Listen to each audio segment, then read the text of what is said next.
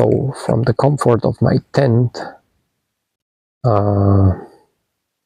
like 60 kilometers away from the border between Croatia and Bosnia, I think it's time to talk about philosophy. And just as a disclaimer, I had to do this video from my tent because it has been raining like hell the whole afternoon, and now it's dark and it's full of mosquitoes, and it's basically impossible to make outside a video.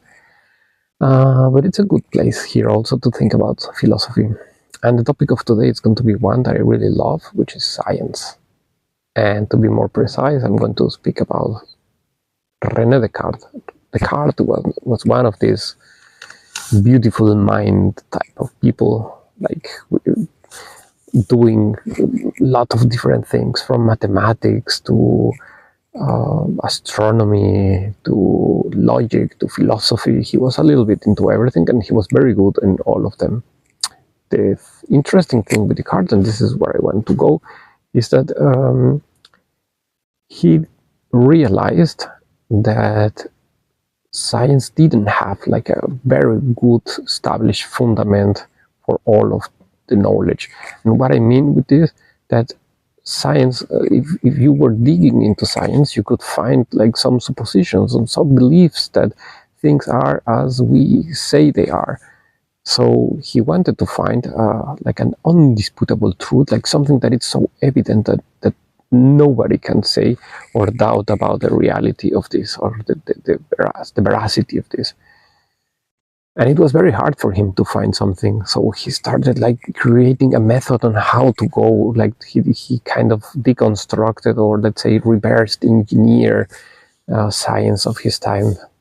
So he started asking questions like, how can I find this super undisputable truth? Is it coming from the senses? He said, no, because senses fail. Sometimes I think I've seen someone, and I was pretty sure this was this person, but when I looked closer, I realized it was not a person.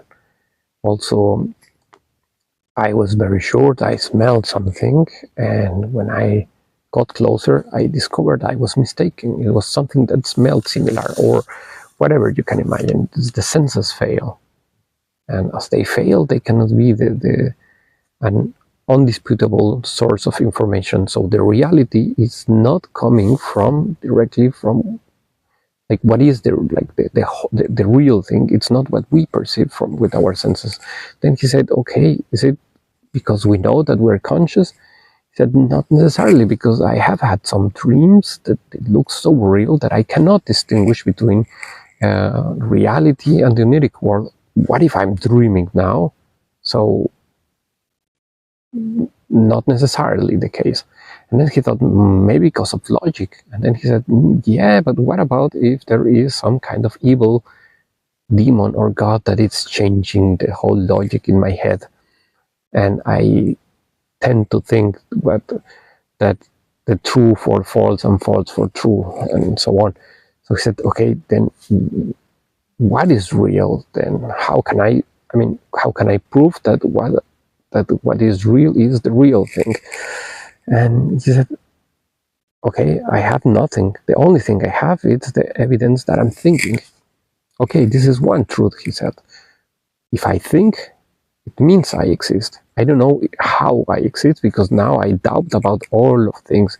Maybe what I am seeing with my eyes, it's not true. Maybe I'm hallucinating. Maybe I am dreaming. Maybe I am connected. I mean, this is a matrix argument. Maybe I'm connected to a computer somewhere. But I know that still I exist. And I know that I exist because I'm thinking. And therefore, this super known phrase from him, which is the cogito ergo sum, I think, therefore I exist. But with this, the problem is that he opened a huge problem into modern science, which is, how can we prove reality? And this has been a topic, like an open topic since then from science, a huge problem, like for philosophy and also for one part of science.